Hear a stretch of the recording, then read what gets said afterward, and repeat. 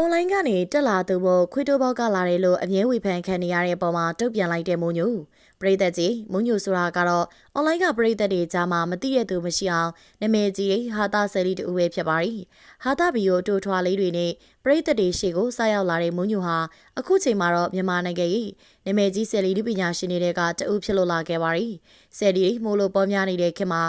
နမေကြီးကျင်လို့ပေါက်ကရလောက်တဲ့သူတွေကြားမုံညိုကတော့သူတက်နိုင်တဲ့အမှုပညာလေးတွေကိုပဲပရိသတ်စီကိုချပြလေးရှိတာကြောင့်နမေကြီးရင်ပြီးရောဆိုပြီးတော့လောက်တဲ့ဆယ်လီတချို့ထက်တော့အပုတ်ကြီးတာတယ်လို့ဆိုရမှာပါပဲနော်ဒါပေမဲ့လေဆယ်လီဆိုတာနဲ့အပြစ်မရှိဝေဖန်ကြကြသူတွေတက်တော့မုံညိုလေးဝေဖန်မှုတွေကနေမကင်းလို့ခဲ့ပါဘူးအထူးသဖြင့်တာမယ်နုပညာလမ်းကြောင်းကနေမဟုတ်ပဲ Facebook တို့ TikTok တို့လို social media တွေကနေနမေကြီးလာသူတွေကိုပရိသတ်များစုဟာအနုပညာရှင်ဖြစ်သတ်မှတ်ပေးဖို့ခက်ခဲကြပါရီဒါကြောင့်မုံညိုဟာဆယ်လီတယောက်အနေနဲ့နေရာတစ်ခုရှာလာတာတောင်ခွေတိုဘောက်ကနေတက်လာတယ်ဆိုပြီးတော့ဝေဖန်မှုတွေခံခဲ့ရပါရီတကယ်တော့အနုပညာရှင်ဆိုတာပရိသတ်တွေမြင်တွေ့နေကြတဲ့မင်းသားမင်းသမီးတွေလိုတာမယ်အနုပညာလမ်းကြောင်းကနေတက်လာမှဆိုလိုတာမဟုတ်ပါဘူးပရိသတ်တွေကိုအနုပညာနဲ့သိပညာပေးနိုင်သူဖျော်ဖြေမှုပျော်ရွှင်မှုတွေပေးနိုင်သူကိုလည်းအနုပညာရှင်တရားအဖြစ်ခေါ်တိုက်ပါရီနာမည်ကြီးရေးပြီးရောဆယ်လီဖြစ်ရေးပြီးရောဆိုပြီးတော့လုံနေတဲ့သူတွေများလာတော့မုံညိုတို့လိုပရိသတ်တွေကိုအနုပညာဖျော်ဖြေမှုစစ်မှန်နေပေးတဲ့ဆယ်လီတွေကပါတင်ကြိုပြောဆိုခံရခြင်းလည်းဖြစ်ပါရီဒီလိုမျိုးပြောဆိုခံဝေဖန်တိုက်ခိုက်တာတွေကိုခံခဲ့ရပေမဲ့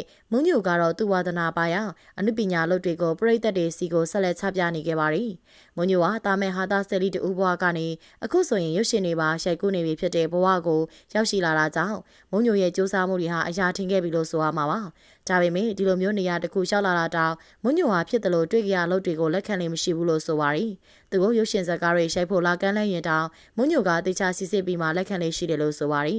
ဘာလို့ဆိုတော့ခွေတိုဘောက်ကနေလာတယ်လို့အမြဲဝေဖန်ခံနေရတဲ့အတွက်သူလုံးသမျှအမှုပညာတိုင်းကိုတကယ်ထိထိရောက်ရောက်နဲ့ပဲပရိသတ်တွေရှေ့ချပြချင်တာကြောင့်ဖြစ်ပါရီနာမည်ကြီးပြီးရောလုပ်တဲ့အခါရှာပိသားနေရာတောင်မှဟိုလိုဒီလိုနဲ့ပြောက်ကွယ်သွားနိုင်တဲ့အတွက်တတိထားအချင်းဖြစ်တယ်လို့လည်းသိရပါရီမုံညိုရဲ့ဒီလိုမျိုးရုပ်ရှင်ရရရင်ပြီးရောနာမည်ကြီးရရင်ပြီးရောဆိုတဲ့စိတ်မျိုးမရှိပဲပရိသတ်တွေကိုလေးထားပြီးတော့အနုပညာကောက်ကောက်လေးတွေကိုချပြခြင်းနဲ့စိတ်ထားလေးဟာလေးစားစရာပါသူကိုခွေတိုဘောက်ကနေလာတယ်လို့ဝေဖန်နေတဲ့သူတွေကိုလည်းခွေတိုဘောက်ကလာပေမဲ့ပေါ်တိပြပေါ်ပင်ဆယ်လီတူမဟုတ်ပေအနုပညာတတက်လေးနှစ်ကျော်ထိရပ်တည်နိုင်တာဟာသူ့ရဲ့စူးစမ်းမှုကြောင့်လို့ဝေဖန်နေသူတွေကိုအကောင်းဆုံးတုတ်ပြန်လိုက်ပါရီပေါက်ကရရှောက်လို့တွေ့ရမှန်သမျှပုံဖော်ခြင်းနေတဲ့ဆယ်လီစက်တလီတွေကြားမှာမုံညိုတို့လိုတကယ်စူးစမ်းခြင်းတဲ့ဆယ်လီတွေက